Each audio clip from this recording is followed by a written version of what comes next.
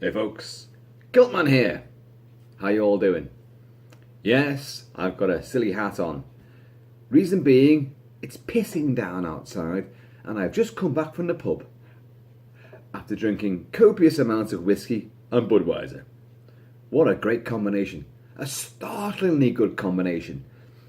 A tip to you all, you get yourself a bit of whiskey in your gob. Don't swallow it, keep it there, swilling around. Get your Budweiser, gadoosh. A nice, I know this ain't rocket science, but it's a Budweiser chaser. As opposed to the other way around, and you get the Budweiser in your gob as well.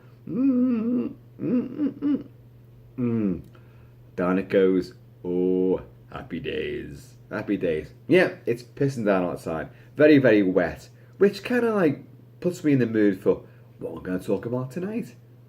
Aquaman. DC's new, God, so hopefully going to put DC's bloody expanded universe on the map. Wonder Woman, last year, did superb. Wonder Woman 2 coming in 2019, hopefully will clean up as well. You know, Gal Gadot is incredible as Wonder Woman. DC fucked up big time.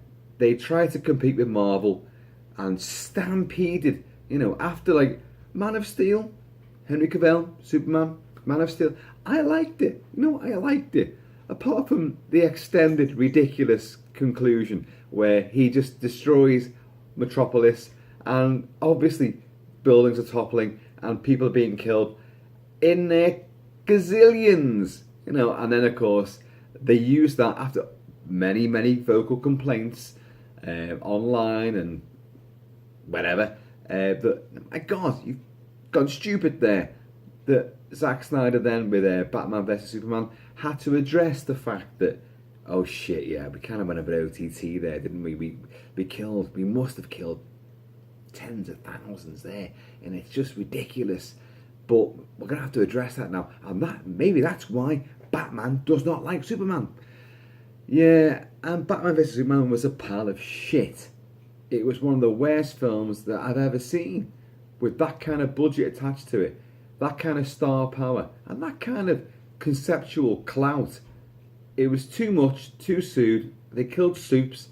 You knew he was going to come back again, and they rushed the whole thing to get to Justice League. Why? Because Marvel had spent 10 years making all these movies and building a solid backstory, a solid, believable, likeable universe to bring, the Avengers to life. DC were way lagging behind.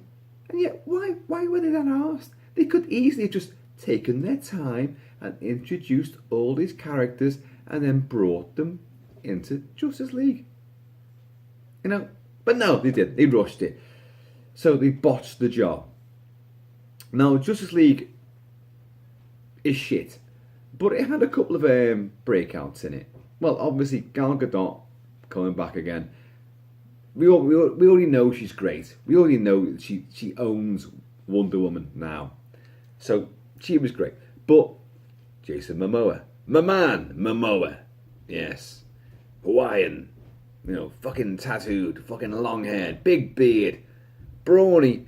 Not that well defined, but just a big brute of a guy. With a big grin and a big fuck you attitude. Which is great. Yeah, and he was superb in Justice League. One of the only things I actually enjoyed about the film. And yet, it was still cack what he did because he was just a surfer bro dude. Woo! On the back of the Batmobile and fucking, taking out demons, parademons left, right and centre. And oh my God, just like, woo! Just the whole time. Yeah. No real great character there. But he was fun to watch and his charisma kind of shone through. So, of course, they're going to do an Aquaman. They have to do an Aquaman movie. But Aquaman, yeah. Who he? Yeah, you've seen the cartoons. You've seen, the comic books. I'm a massive comic book fan. But I've got to be honest, I've never, ever read Aquaman. Never.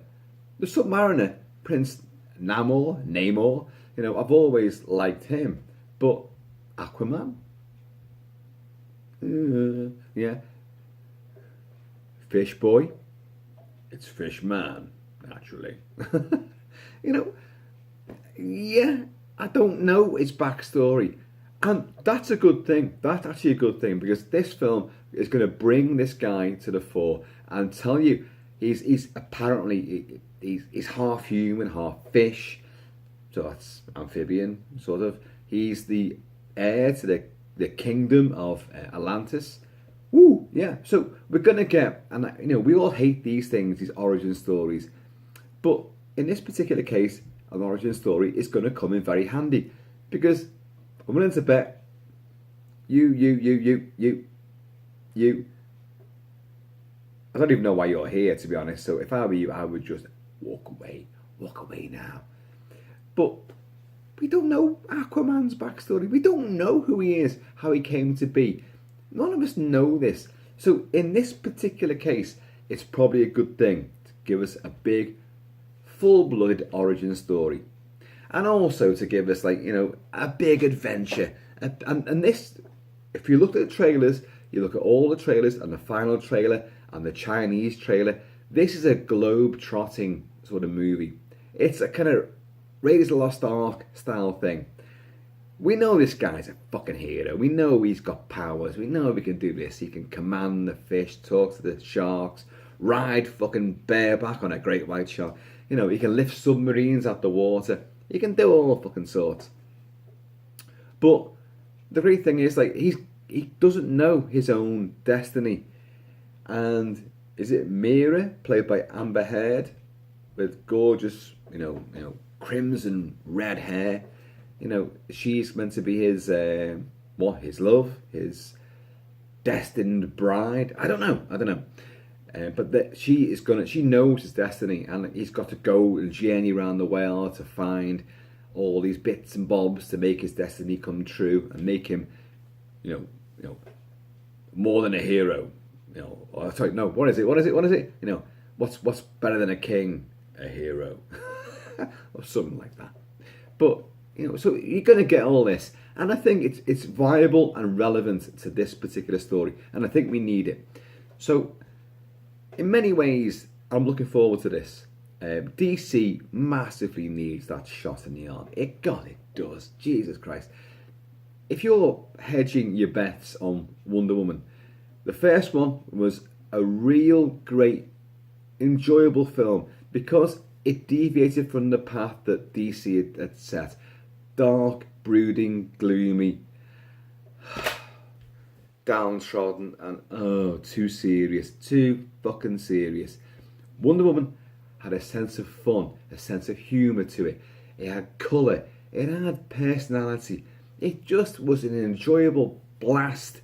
And it took the First World War, and it took war victims and people with shattered limbs, and it took the horror of war, and yet still managed to inject, an enormous amount of patriotism, heroism, and sheer, all-out fun and glory, and made it very enjoyable. Now, this film clearly has taken that template and ramped it up.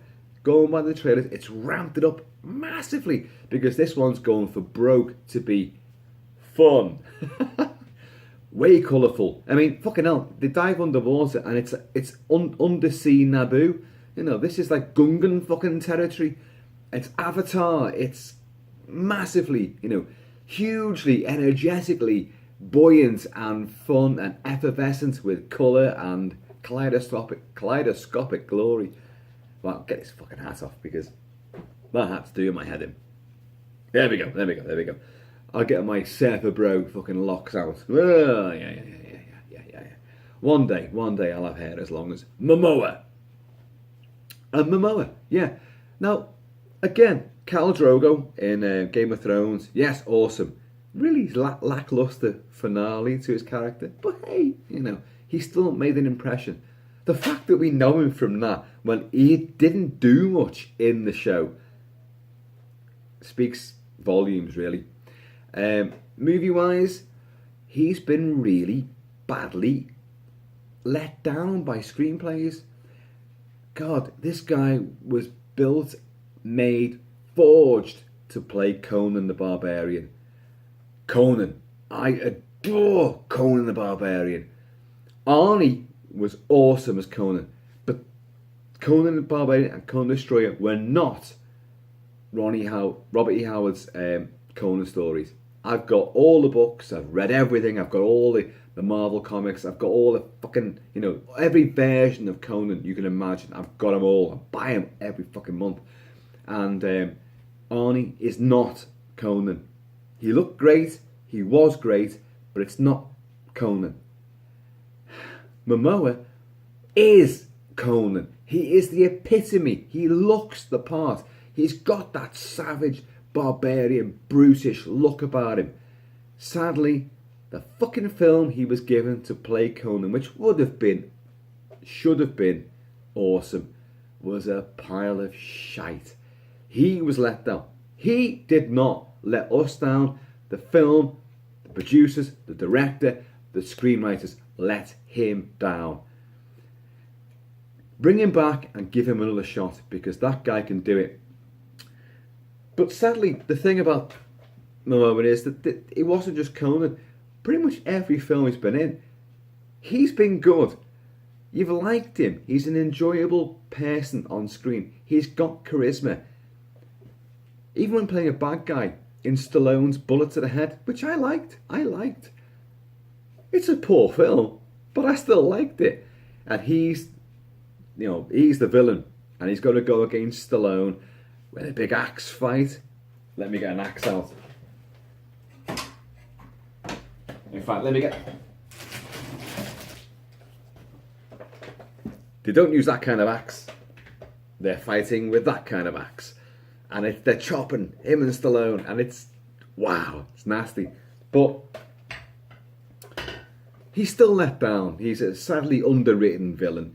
And the film Braven, where he plays this mountain man, logger, whatever you call him, lumberjack, and drugs barons attack his shack in the woods, and I thought, wow, it's going to be great. He's going to use his skills, Is it going to be some kind of like Steven Seagal? He's ex-CIA, ex-Navy SEAL, as if Steven Seagal ever really was.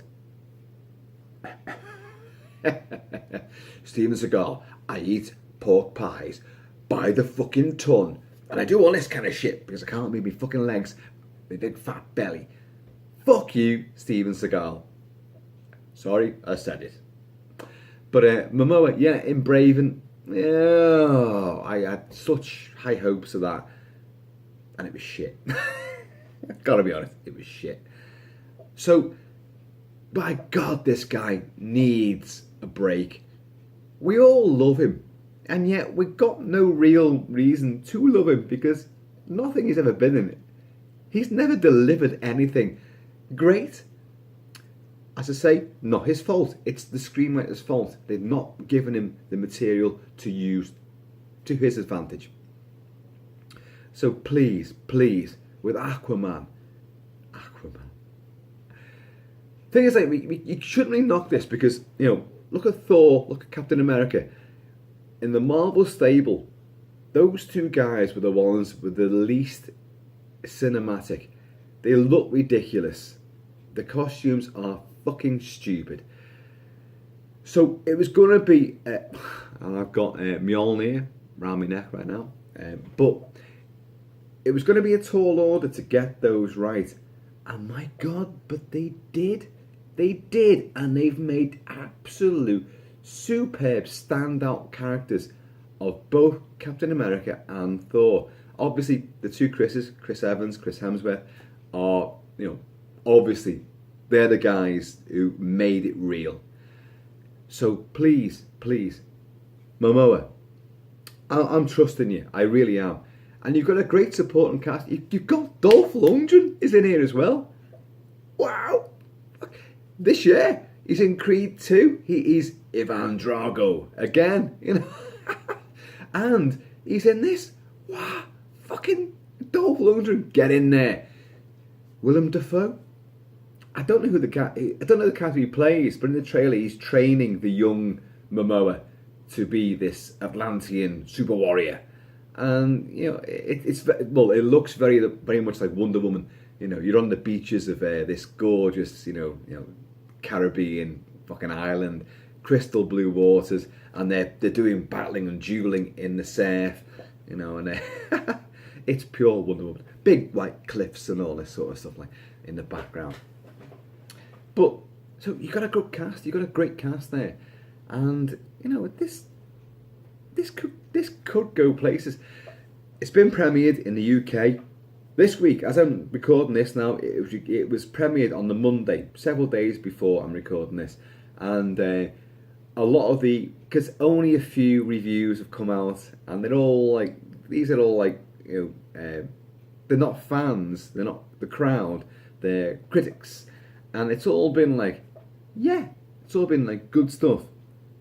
Kind of as you would expect from a red carpet, or I think it was wasn't it a blue carpet or a green carpet to depict the sea, and so it's all kind of like, you know, it's promoting it. It's big time promoting it.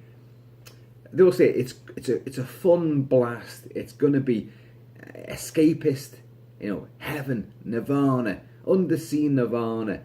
You know, it's just fun from start to finish.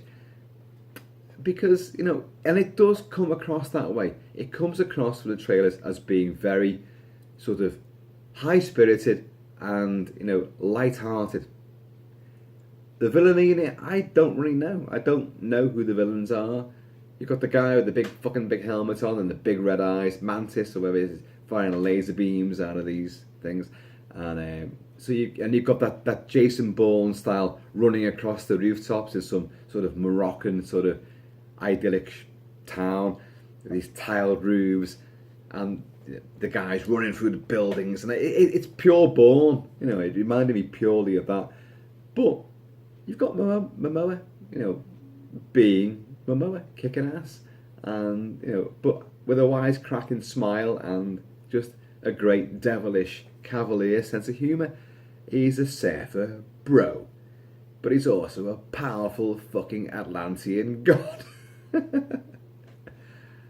No, I'm looking forward to it. December 21st, I think, is the release date. So, as I say, we've still got a couple of weeks before that's going to finally hit. But, yeah, I'm looking forward to it. This is like just a bit of a pep talk, because I'm thinking, what's coming out now? What's coming out between now and Christmas? And, well, Creed 2. Yes, Creed 2. What else? Short of something else. Can't remember right now. But the most important thing for me is Aquaman. I've got hopes. I've got hope. I just want to enjoy myself. I don't want to go out and buy a fucking prop trident. Because you all know me, I buy all the fucking props, I buy the costumes. I will not be buying a bloody gold fucking, you know, scaled costume, like fish scales. I will not be not be doing that.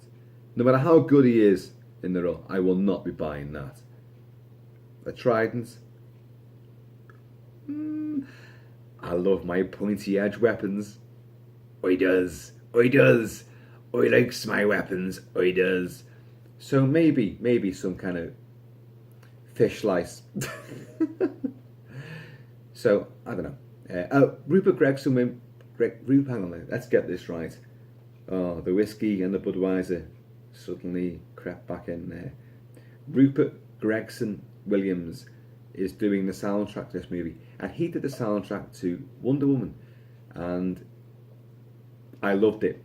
Now again, that soundtrack did incorporate Hans Zimmer's amazing, love it or loathe it Wonder Woman main theme, which is performed on an electric cello. Not the electric guitar, as everyone makes that mistake. It's an electric cello.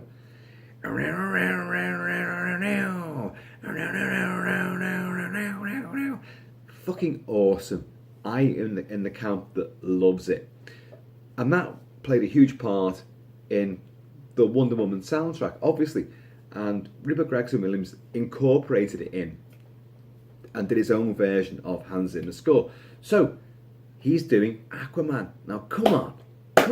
Let's give this guy something memorable. You're never going to get John Williams' Superman score again. You're never going to revisit that. It's not going to happen.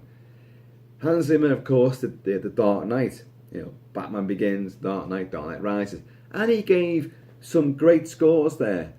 But they're very simplistic. They're not particularly, rousing. They're dark, they're bleak, they're brutal. Which is fine. That's fine.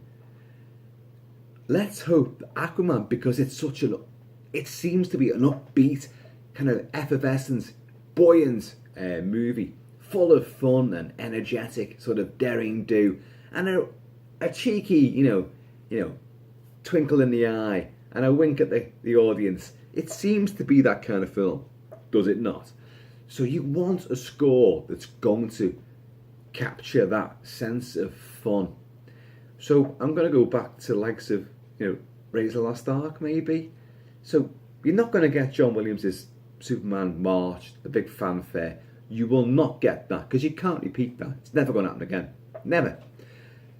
But you want something that's going to be hummable, recognisable, and just brings a smile to your face, and, makes the blood curse through your veins and your heart surge a bit. So come on, Rupert Gregson-Williams, give us a score and a theme, a heroic fanfare that we can get behind and all enjoy. Come on now, give him a signature tune. I'm getting behind this, folks. I hope you all do too. And I hope, we're not let down. DC has got a lot to live up to and a lot to answer for. It's fucked up so many times in the past.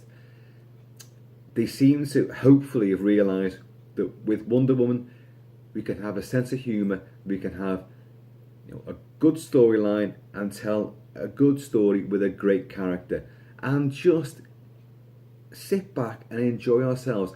Not be po-faced, not be ultra serious, not try to be, oh, look, comic books, they're not for kids, they are for grown-ups, and we're going to tell grown-up, dark, brooding stories.